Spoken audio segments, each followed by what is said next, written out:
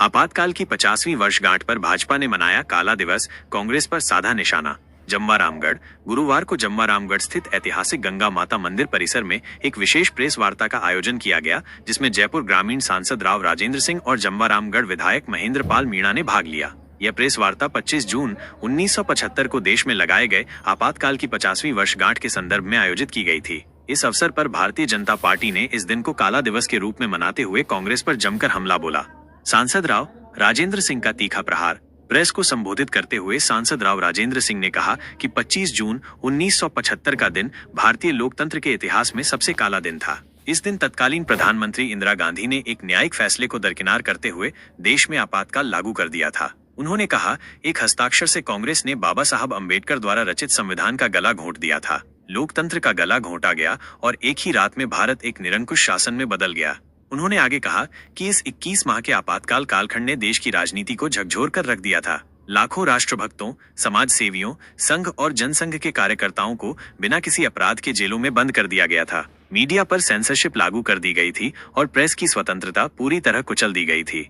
नई पीढ़ी को जागरूक करने की जरूरत, विधायक महेंद्र पाल मीणा। जमवारामगढ़ विधायक महेंद्र पाल मीणा ने कहा कि इस दिन को स्मरण करना आवश्यक है ताकि आज की नई पीढ़ी उस दौर के अत्याचारों से परिचित हो सके। उन्होंने कहा, हमारा उद्देश्य युवाओं को उस सच्चाई से रूबरू कराना है जिसे कांग्रेस बार बार दबाने की कोशिश करती रही है। इमरजेंसी केवल राजनीतिक फैसला नहीं था, बल्कि ये भारतीय संविधान, लोकतंत्र और मानवाधिकारों पर सीधा हमला था। विधायक ने ये भी जोड़ा कि भारतीय जनता पार्टी यह अभियान चला रही है कि लोगों तक सही जानकारी पहुंचे और वे जाने कि किस तरह सत्ता के लालच में एक परिवार ने पूरे देश को कैद कर दिया था। मीडिया की आजादी पर हमला था इमरजेंसी। प्रेस वार्ता के दौरान वक्ताओं ने विशेष रूप से मीडिया की भूमिका और उस पर हुए प्रतिबंधों की चर्चा की। सांसद राव राजेंद्र सिंह ने कहा, आपातकाल के दौरान देश के तमाम अखबारों को सेंसर किया गया, लेखकों को जेल भेजा गया और रेडियो व टेलीविजन पर सरकार का एकाधिकार थोप दिया गया। ये हमला सिर्फ पत्रकारिता पर नहीं, बल्कि अभिव्यक्ति की स्वतंत्रता पर था। उन्होंने कहा कि आज जब देश में डिजिटल युग चल रहा है और सोशल मीडिया जैसी ताकतवर माध्यम मौजूद हैं, ऐसे में हमें ये नहीं भूलना चाहिए कि एक समय ऐसा भी था जब सच बोलने पर भी जेल जाना पड़ता था। भाजपा के सभी नेताओं ने एकमत होकर कांग्रेस के आपातकालीन फैसले की निंदा की और इसे भारतीय लोकतंत्र पर कलंक बताया। संगठनात्मक दृष्टिकोण से भी महत्वपूर्ण दिन। इस मौके पर भाजपा नेताओं ने यह भी स्पष्ट किया कि पार्टी केवल विरोध के लिए नहीं, बल्कि विचारधारा की मजबूती के लिए इस दिन को महत्व देती है। उन्होंने कहा कि संघ और जनसंघ के उस दौर के कार्यकर्ताओं के त्याग और बलिदान के बिना आज का लोकतांत्रिक भारत संभव नहीं था। जन जागरूकता अभियान का भी ऐलान। प्रेस वार्ता में यह भी घोषणा की गई कि आगामी एक सप्ताह तक भाजपा कार्यकर्ता गांव-गांव जाकर लोगों को आपातकाल के काले अध्याय के बारे में जागरूक करेंगे। स्कूल कॉलेजों में संगोष्ठियों, चित्र प्रदर्शनी और विचार गोष्ठियों का आयोजन कर नई पीढ़ी को इस सच्चाई से अवगत कराया जाएगा। प्रेस वार्ता एक ओर जहां कांग्रेस शासन की नीतियों की आलोचना पर केंद्रित रही, वहीं दूसरी ओर ये भाजपा के संगठनात्मक दृष्टिकोण से भी एक सशक्त संदेश लेकर आई। आपातकाल की 50वीं वर्षगांठ पर काला दिवस मनाकर भाजपा ने ये संकेत दिया है कि वो लोकतंत्र की रक्षा और संविधान की मर्यादा के लिए लगातार सजग और प्रतिबद्ध है। इस दौरान विराटनगर विधायक कुलदीप धनखड़, कोटपुतली विधायक हंसराज गुर्जर, जिला प्रमुख राम चोपड़ा, पूर्व विधायक चोमू रामलाल शर्मा, जिला उपाध्यक्ष जगदीश नोनपुरा, मोहनलाल वर्मा, बाबूलाल खटाना, सीताराम छापोला सहित जिले मंडल व भाजपा कार्यकर्ता मौजूद रहे।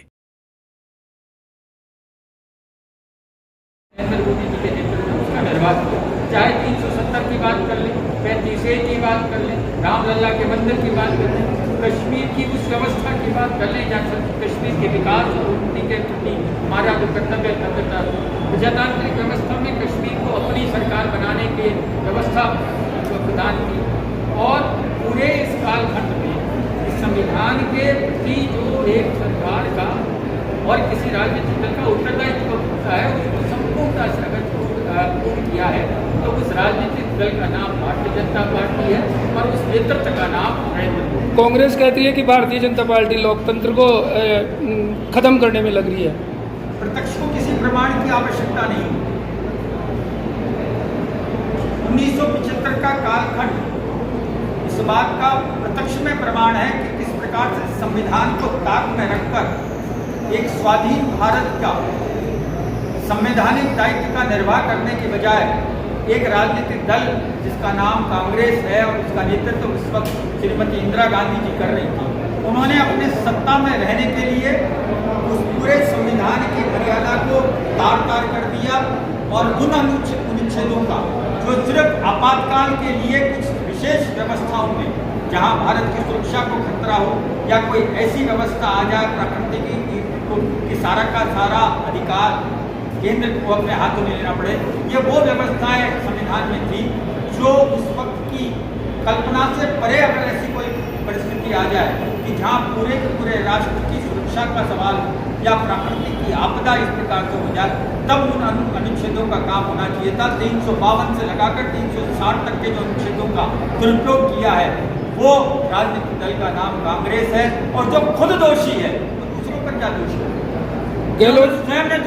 गहलोत जी आपके इस कार्यक्रम को वो साजिश बता रहे हैं। आपने भी सुना होगा भाई, बीजेपी के पास कोई काम धाम तो है नहीं, और इस तरीके से कल भी भारतीय जनता पार्टी का जनतांत्रिक आदेश के उपरांत संविधान के प्रति हमारी कटिबद्धता, ये जनता का आदेश है, और ये हमसे अपेक्षा की जाती है कि जनता के बीच में जाकर जो कार्य काल के अंदर जो कुछ भी हमने कार्य किया है और जो कुछ भी अतीत में हो चुका है, जिसका आज के नौजवान लोगों को जो पिछले 50 वर्ष में पैदा हुए उनको तो आभास भी नहीं है कि इमरजेंसी किसे कहते हैं। आज किरोड़ी लाल जी आए, ये वो व्यक्ति हैं जो 18 महीने जेल में रहा। आप उनसे पूछिए, आप तिवारी जी से पूछिए, आप लाल कृष्ण अडवाणी से पूछिए, आप उनसे पूछिए जो जेल में गए, क्यों गए? उन्होंने प्रतिपक्ष में रहते हुए प्रजातांत्रिक भूमिका में जो उनसे अपेक्षित आचरण था उसका निर्वाह किया, जिससे कि भारत में जनतंत्र और प्रजातंत्र की व्यवस्था सुदृढ़ रहे और संविधान की मर्यादा को सुरक्षित रखने के लिए किया। आप बताइए वो जेल में क्यों रहे, और जेल में डालने का कृत्य किसने किया? उस सरकार ने किया जिसका राजनीतिक दल कांग्रेस था। इस प्रकार से देश की आज़ादी और आमदन की आज़ादी को जिस प्रकार से उन्होंने छीना, जिस प्रकार से निर्दोष राजनेताओं और जनता को जेल में बंद किया गया, उनकी यात्रा की गई, उससे कुछ काला दिवस के रूप में हम ये मना रहे हैं। और ये लोकतंत्र में कभी बर्दाश्त नहीं किया जाएगा कि जिस प्रकार से उस समय की तत्कालीन सरकार इंदिरा गांधी ने तरह तरह की यात्रा देकर जेलों में बंद कर दिया, उनको बोलने की आज़ादी खत्म कर दी, प्रेस को भी पाबंद कर दिया। ऐसी आज़ादी उनको आज खिलाफ दिवस मना रहे हैं, और यही आज का मुख्य बिंदु है। Thank you.